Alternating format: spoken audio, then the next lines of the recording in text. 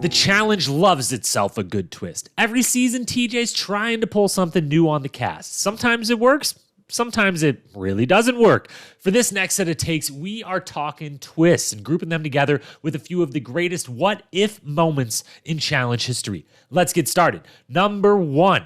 The weight-carrying element of exile eliminations on Fresh Meat 1 is by far the funniest, most random, yet most consequential twist of all time.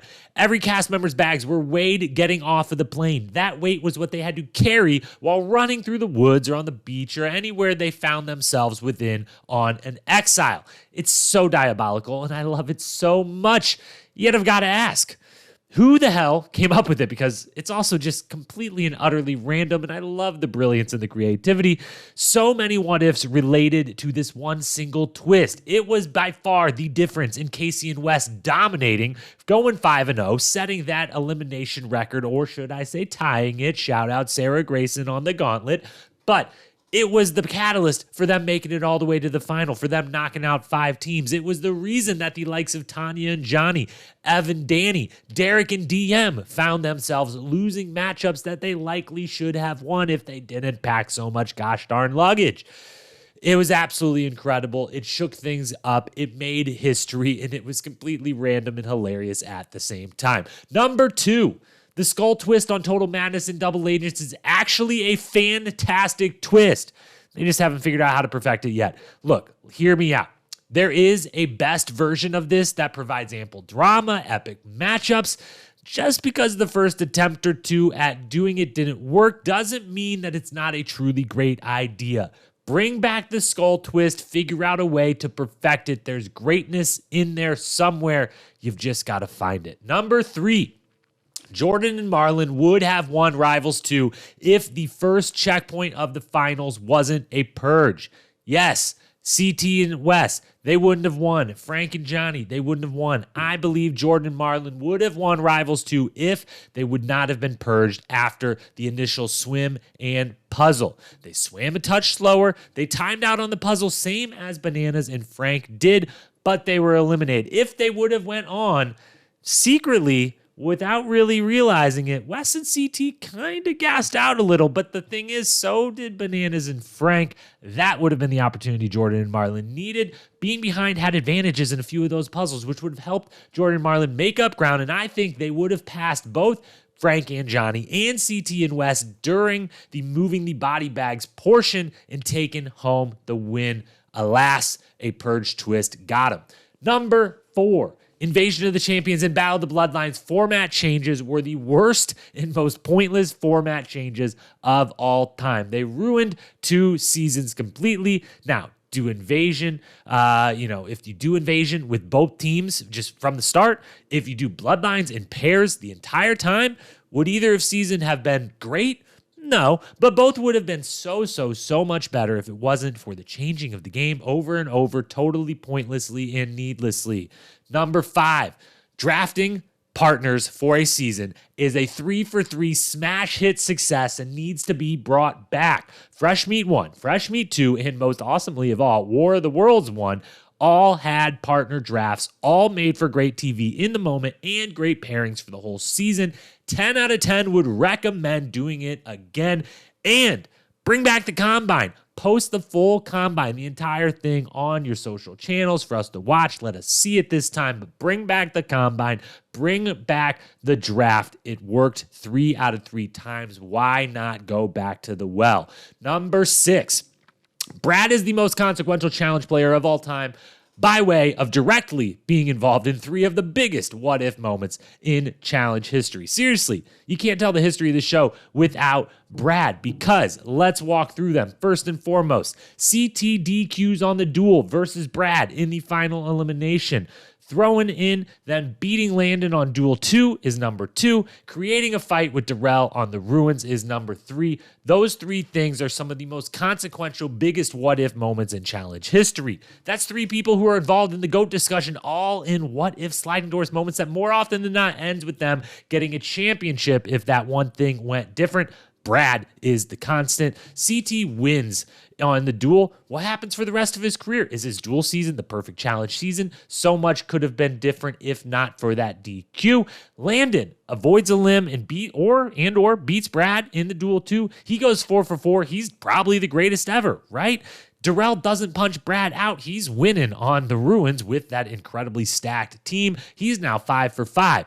3 incredible what ifs, Brad at the center of all of them. Challenge history truly can't be told without Brad indirectly front and center. Number 7, the Turncoat twist on War of the Worlds 2 was epic and flawless and perfect, and they fucked it all up every season after that. It made sense to have switching of teams available in a 2-team setting. It created epic moments. It added a layer of gameplay and drama. It was just so great for that season. It worked so dang well. Then they started having people switch every damn episode and as many times as they wanted, and in pairs and in individual, and then teams, and double agents, SLA, and Challenge USA, and all the switching partners twist deservedly got a bad rep because it went to shit. But the original version, Turncoats on War of the Worlds 2, epic, flawless, perfect, love it. Number 8, speaking of perfect twist, all elimination opponents should be chosen via double cross system from Dirty 30. Dirty 30 got it so right with this. It was brilliant. It needs to be brought back. It was perfect drama, shadiness, strategy, manipulation, all the good things wrapped into one. Bring back the double cross. Let's make some more rivalries. Let's make some more enemies, please, and thank you. Number 9.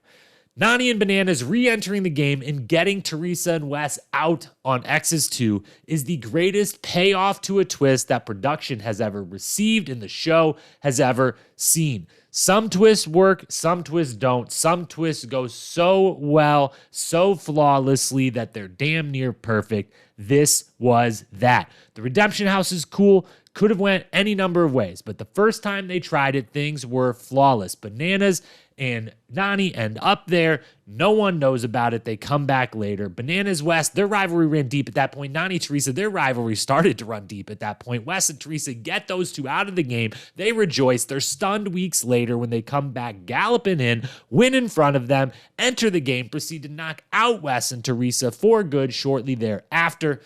Sometimes reality is better than fiction, and this was one of them. What a win for production that this worked so perfectly. And number 10, Abram having to leave the island is the biggest sliding doors moment in challenge history.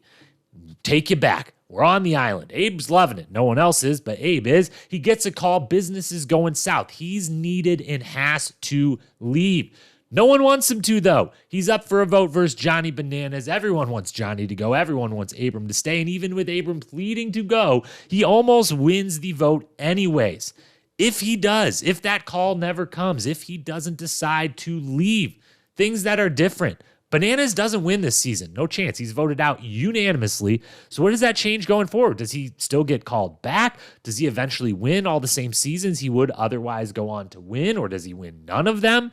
Bananas also doesn't look like a total piece of shit this whole season that he would go on to look like, the entire rest of this season. So all that toxicity is gone from his resume and from the season that is marred by it. And then third, Abram definitely wins, like 100%. Lock it in. Everyone loved him. He was totally at home on the island. He already had a key. He knew how to build, sail a boat. It's a wrap. He is winning hands down. Where is he on the all-time list if that happens? Does he go on to do more shows, more than he eventually would do? Does his path change at all? I don't know, but the path of the show changed with that moment in decision. The path of Johnny Bananas, arguably the GOAT of the challenge, changed dramatically in that moment, as did Abrams himself. We will never know. But of the many great what-ifs and twists in challenge history, of which a full list of 100 could be made and maybe one day will be made, this is the biggest moment of them all. Woo! Those were some hot takes, huh? What'd I get right? What do you think I got wrong? I know you disagree with at least 1 to 10 of the 10 different things you just heard. Let me know in the comments below. Right, wrong, missing? Is there anything on this topic that should have been a part of this?